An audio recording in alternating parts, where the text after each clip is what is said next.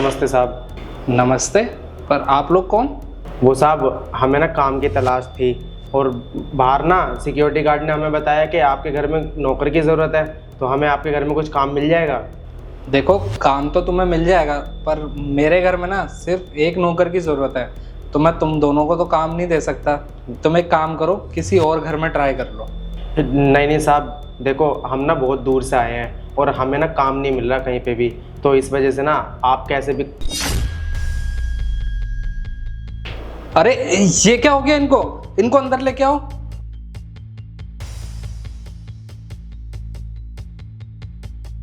मुझे एक बात बताओ, जब तुम्हें पता है इसकी तबीयत खराब है तो इसे घर घर लेके क्यों घूम रहे हो?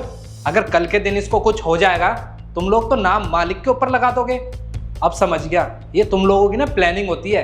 पहले काम के बहाने से तुम लोग घर में घुस जाते हो और फिर ये सब नाटक करके मालिक से पैसे लूटते हो।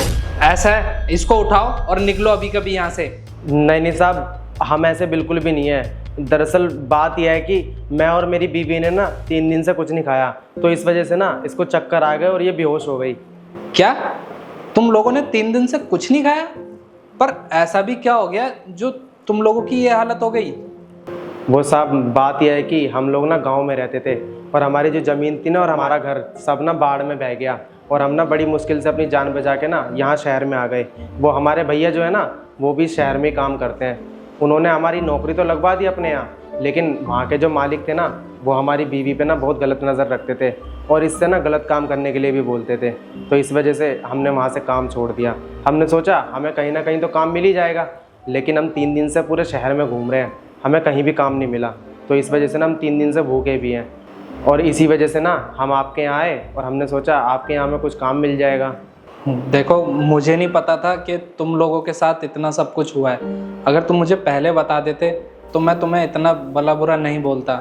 और तुम टेंशन मत लो, मैं कहीं ना कहीं तुम्हारे लिए काम का जुगाड़ करता हूँ। बहुत बहुत धन्यवाद साहब। वो साहब थोड़ा सा पानी मिलेगा?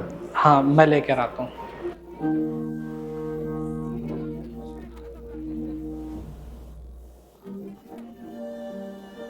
ये लो।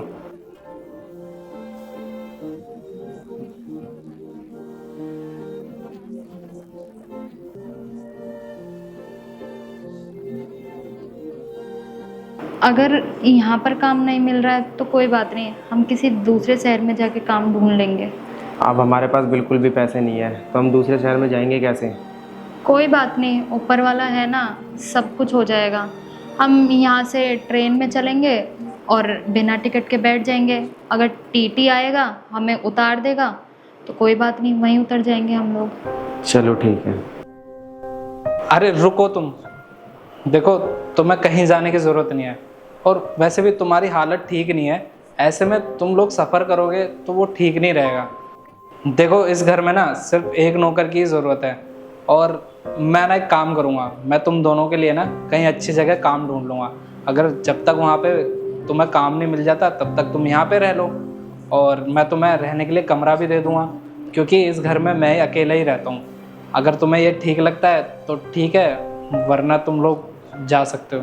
बहुत बहुत धन्यवाद साहब, जो आपने हमारे बारे में इतना सोचा।